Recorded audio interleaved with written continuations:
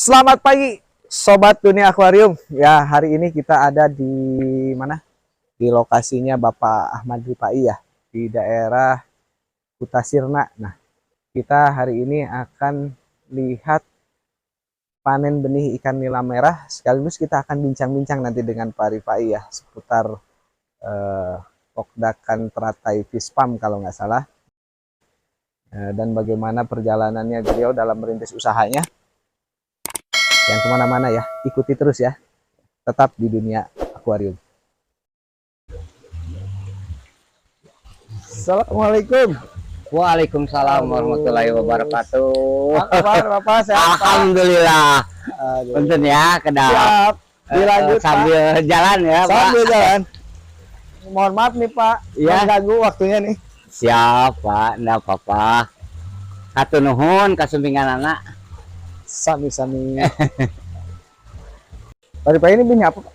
Ini bini nila kita tuh ini. Ini lagi sih, Ini kita, Pak. ini kita. Jadi nila khas hasil seleksi kita, nila unggul hasil seleksi kita. Oh, disingkat Ini kita aja. Nih kita. Oh, ini guys. Nila apa? Nih Ini kita. ya, inilah seleksi unggul hasil produk kita gitu kan. Oke. Lebih khusus daerah Desa Kuta Sirna. Kuta Sirna. Untuk induk-indukannya kita seleksi yang terbaik, perpaduan dari nilai yang beredar di masyarakat, baik itu nirwana ya, sultana dengan gesit ataupun yang lain, kita seleksi ulang kembali. Karena untuk tujuannya kita hampir 100 paket itu per 6 bulan. Nah, kalau kita beli, anggap aja satu paket beredar di pasaran 1,5 juta sampai 2,5 juta kan. Iya. Kalau 100 paket kan berat. Iya, betul. Yang kedua beredar dari beberapa dengan sesuai dengan kapasitas yang kita miliki. Iya. Bertahun-tahun, jadi yang unggul itu yang seperti apa sih? Kita ambil. Berdaya dari segi induk. Iya, iya. Itulah karena kita main terus pembenihan, jadi kebutuhan induk terus. Iya, terus ini ya. Per 6 bulan. Jadi memang kalau pembenihan mesti punya stok indukan. Betul. Ya. Ini berarti kayak mirip kalau di Balai mah di PBAT-nya. Iya. Atau BBAT yang di Selabintana itu. Ada istilahnya seleksi unggul ya. Iya, insya Allah gitu. Jadi seleksi unggul dari indukan tadi ya. Karena ada nirwana, ada apa. Yang unggul-unggulnya di ini diseleksi lah gitu ya. Betul, betul. Untuk dijadikan nanti calon induk lagi begitu ya. Betul, Pak. Ya? Betul. Kalau BBAT mah apa teh? Sultana ya. Sultana gesit keluarannya. Seleksi unggul Salabintana. Ya. Sultana. Oh, kalau ini nih kita. Ini kita aja. Ini luar biasa. Kalau ini jenis nila merah apa Pak? Kalau ini jenis nila merah Bangkok, Pak. Bangkok ya. Ya.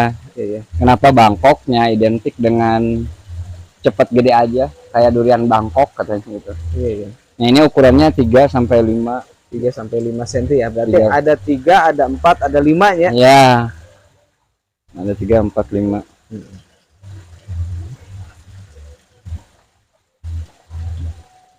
Nila merah Bangkok ya. Ya.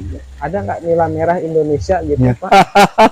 Kita mudah-mudahan aja ya. Iya. Kedepannya kita punya bangga terhadap produk kita diakui yang lain gitu. Soalnya apa-apa Bangkok. Iya, Bangkok. Ayam Bangkok. Ayam Bangkok. Ada jamu-jamu Bangkok Pak.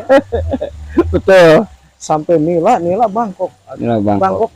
Ini ya Thailand ya. Iya. Luar biasa. Ya, mudah-mudahan kan Indonesia juga sedang menuju ke sana ya dari segi pertanian. Kayak gimana gitu ya, namun nila Indonesia mungkin saya nggak tahu ya. Tapi enak-enak aja didengarnya. Iya, enak aja, betul. Apalagi nila nih kita, enak tuh. Nilai kita. Dengarnya enak nih kita. Nih kita. Oh iya. Yang kita. Oh yang tadi kita kolam yang sebelah panen. Nah ini si larva dan atau benih ya. Jadi dia identik kebul ya. Kebul itu ya. 1 sampai 3 cm. Ada 1, ada 2, ada 3 bahkan ya. Oh, kan. Nah, kita yang ambil untuk unggul teh yang ikan yang sudah tertinggal gini. Ini dijadikan indukan. Ya, nanti dari hasil panen ini gitu ya, Pak ya. Kemudian ada ukuran yang bongsornya lah gitunya. Ya.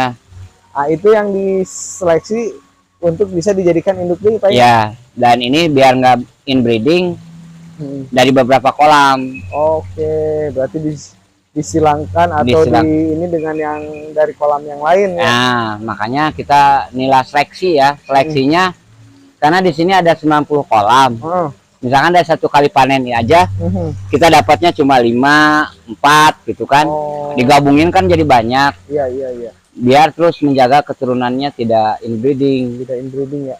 Nah, ini kan hasilnya sedikit ya, yang gede-gedenya. Gedenya bisa terhitung jari lah. Tapi kalau disatuin dari beberapa kolam ya jadi banyak. Iya, betul.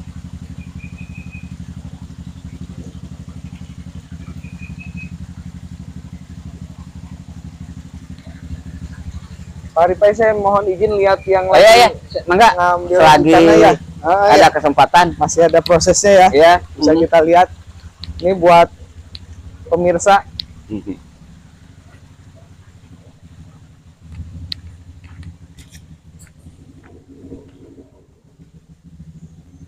Ini ya, Pak ya, kolamnya ya. Betul. Jadi induknya ke bawah. Induknya di bawahnya. Induk ke bawah.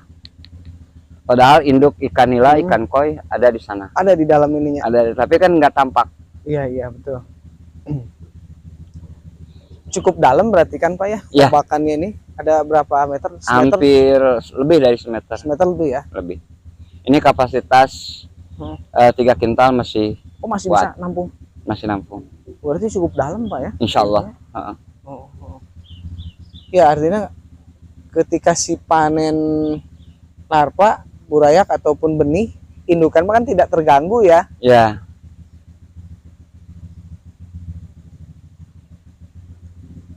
Jadi cukup aman. Memang konstruksi untuk pembenihan dia mesti begini ya? Betul. Ya kan kalau seandainya di kolam lain itu harus dipasang lagi air yang ke dalam. Air masuk yang di dalam dari luar. Oke, kocoran lah ya. Kocoran lah ya. Kocoran. Karena kondisinya ini udah aman ya, karena udah adaptasi, udah kebiasaan gitu. Jadi si induknya juga aman-aman saja. Oke, iya. Ada berapa tahap, Pak, pembuangannya, saluran ininya? Itu teh sebutannya kalau di sini? Pembuangan aja ya. Pipa itu kan outlet ya. Outlet itu untuk banjir, Pak. Yang pertama ya, pembuangan banjir. Yang kedua adalah penyurutan, tahap kedua penyurutan itu saat panen. Yang ketiga itu untuk panen anakannya. Itu yang tertinggal. Terus yang di paling bawah itu untuk membuat ambil indukan keseluruhan. Nanti kalau mau bongkar semuanya. Ya, itu depan untuk lumpur. Jadi ada 1, 2, 3, 4, 5, 6 pembuangan. Outletnya. Ya, 6 outlet. Saluran pembuangan ya, masing-masing punya perannya atau fungsinya. Iya. Luar biasa. Jadi untuk mempermudah dalam proses panen dan lain sebagainya ya. Jadi tetap aman gitu. Aman. Kalau kolam ini, Pak, indukannya berapa banyak? Kolam sebesar ini 600 Pak ya, jadi 1,5 paket. 1,5 paket. Ya. Dalam luasan kan ada 1000 meter mah ada ya? Ada, insya Allah ada ya, 1000 meter ada. Iya, kurang lebih 1000 ada nih ya. 1000 mungkin aja bisa lebih juga mungkin ya. Tapi anggaplah kurang lebih 1000 diisi dengan 600 ekor. 600 ekor ya. Tapi 1,5 paket lah. Ya. Dengan posisi induk anggap 300 sampai 350 gram. Jadi untuk layak induk itu paling minimal di ukuran 250 gram. Itu minimal. Minimal itu induk. Jadi kalau yang calin ya di bawah itu masih bisa produksi, tapi si anakan kurang. Jadi pertumbuhannya kurang ke anaknya ya. Kalau anak beranak ya beranak. Tapi indukannya nanti Ya keturunan kelima ke atas itu induk hasil anakannya bagus. Oh iya iya iya. Jadi bagus untuk skala nanti pembesaran. Nah kita kan produksi terus, induk berkurang. Terus dari mana kita cari induk? Terus Iya. kalau terus hunting dengan harga ya dulu kan sempat di harga 3 juta bahkan Per paket ya? per paket. Kebetulan kita 100 paket kan lumayan kan, tiap pasti. 6 bulan sekali gitu. Kenapa cepat gede ya indukannya? Yang pertama ya diseleksi ya. Kalau standarnya kan 2 tahun itu dari proses meja bisa. Tapi kalau udah gede kita monopos gitu, kita nggak bisa mempertahankan itu 2 tahun. Ikannya udah terlalu gede, Jadi di atas 700 gram. Sudah masa produktifnya sudah mulai menurun ya. Iya. Iya iya. Maka jarang Pak ya di ini kan sampai dengan 2 tahun ya. Jarang sekali. Ya kita bisa ya setahun indukan dengan besar ya. Oke, maka itu yang melatar belakangi pada akhirnya lahirlah Nikita tadinya. Ya, Nikita. Ya ini kita itu adalah hasil seleksi induk ya, seleksi induk yang kita dapat dari beberapa metodenya, dari metode dan penanganan. Tujuan utamanya bini sebarnya itu cepat besar gitu, sesuai dengan kondisi air kita. Keberuntungnya air kita itu hampir sama dengan air sumur, air sungainya itu, air irigasinya. Jadi lari ke kolam manapun bisa diterima gitu, aman lah ya, aman. Apalagi ke daerah-daerah hangat, lebih cepat pertumbuhannya. Iya iya, berarti termasuk daerah Kutama suhunya relatif lebih dingin Pak ya? Ya lebih dingin. Jadi standar di malam hari itu bisa nyampe 23 ya. 23 kalau musim hujan banget bisa nyampe 18. Kalau rata-rata ya di 23 sampai 28. Jarang nemu sampai 32. 28 itu udah standar. Iya iya iya. Berarti memang kalau dari ikan kan ikan teh Pak, kalau istilah ininya kan poikilotermik. Poikilotermik itu berdarah dingin ya. Ya. Jadi si metabolismenya ini akan sangat tergantung dari suhu lingkungan kan begitu ya. Betul itu ya dasar ini. Nah maka karena Bapak daerahnya dingin gitu ya, relatif dingin, jadi si ikannya lebih aman ya kalau dibawa ke daerah manapun gitu ya. Artinya misalnya dari daerah dingin ke daerah yang relatif suhunya agak panas lah atau agak tinggi ya, malah dia akan meningkat metabolisme di daerah yang suhunya tinggi mah ya. Betul sekali Pak. Nah yang masalah mah kebanyakan kalau dari daerah yang panas mungkin ya Pak ya, atau yang tinggi suhunya, dimaksud panas gitu ya, ke daerah yang dingin. Nah itu dari metabolisme tinggi karena jadi ya iya berarti kurang berkembangnya. Betul. Lamun eta mah non istilahnya dari dingin ke hangat ininya. Bener, bisa lah secara ininya juga masuk ya. Kita konsen dari pembenihan yang paling pokok. Berarti memang kalau boleh ini cerita lagi sedikit Pak Ripai, mungkin kawan-kawan semua yang lain juga mungkin belum tahu ya. Tadi sekitar tahun 97 ya mulai 97 ya. Terus tidak sendiri ya Pak ya, artinya berkelompok ya. Berkelompok. Nah kalau boleh Pak sedikit ceritain mungkin nanti nama kelompok atau pokdakan ya sebutannya, kelompok pembudidaya ikan ya. Bukan kelompok dadakan kan? Bukan. Ya. Jadi pokdakan kelompok pembudidaya ikan. Tapi kan banyak Pak ya kelompok dadakan. Iya. Alhamdulillah sihnya kalau. Tapi ini sejarahnya udah lama lah ini ya bukan pokdakan itu ya. Oke. Nah boleh Pak ceritain Pak dari tadi ya tahun mah nama kelompok mungkin supaya yang lain juga lebih kenal. Kemudian daerahnya tadi saya juga lupa ngenalin nama daerah khususnya ya, apa namanya persisnya gitu ya, alamat persisnya. Kemudian informasi lain lah buat kawan-kawan yang lain Pak. Ya jadi kalau ini kita teh awalnya sih ini saya generasi ketiga ya, pertama dari orang tua. Bapak seleksi unggul juga. Insya Allah. Jadi generasi ketiga. Oh berarti turun temurun Pak ya? Temurun. Oh iya turun. Berawal dari satu kolam ya. Asalnya sih kalau kita kan Cibaraja itu udah ramai dari dulu ya. Untuk ikan-ikan mas dengan yang lain. Kita coba pada saat itu datangnya ikan gift ya. Pertama kita datang ikan gift. Datang ikan gift ke kita. Nyasan nyoba aja dulu itu ngebenihin ikan nila gitu. Dari 97 teh nya qadarullah ya. Hasilnya baik lah. Satu kali panen bisa nyampe dari segi rupiah 4 juta rupiah, sementara harga pakan masih 90.000 ya per kilo pada waktu itu. Per sak ya yang SN-3 itu pada waktu itu masih harga 90.000. Wah, tenaga kerja 25.000 kalau nggak salah. Pas tenaga kerja 25.000, terus pupuk ya, pupuk lah masih tidak seperti saat ini dia 12.000, pupuk masih murah. Nah itu dari satu kolam itu karena bisa dikatakan lonjakan penghasilannya berbeda Pak loh. Cuman kita dapat 2 pekan atau 1 bulan itu di bawah 1 juta, produk yang lain ternyata di GIP bisa nyampe 4 juta lebih gitu. Biasa berarti pada waktu itu ya. Pada waktu itu. Makanya langsung bikin kolam itu perubahan dari sawah ke kolam. Ya alhamdulillah sampai saat ini udah 90 ya dari satu itu. Dari awalnya 1 kolam jadi sekarang 90 kolam. Jadi sebuah kawasan kan. Berarti prospeknya lumayan tinggi ya. Fokusnya di benih tetap ya. Benih, pembenihan. Sempat tergoyahkan pada saat datang ikan tahun 2000 itu. Tahun 2000 sampai 2002 datang ikan lohan ya. Itu lebih menjanjikan penghasilannya.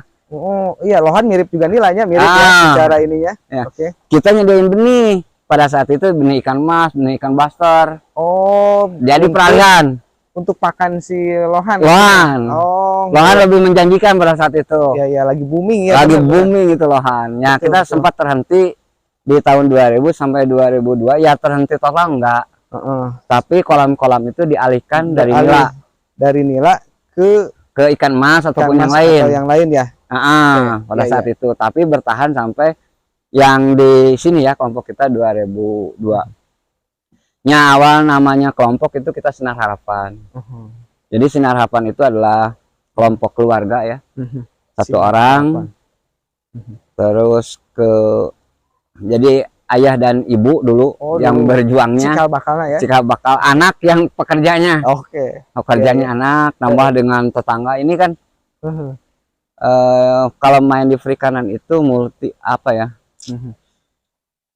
Kita menyerap tenaga kerja yang banyak. Gitu.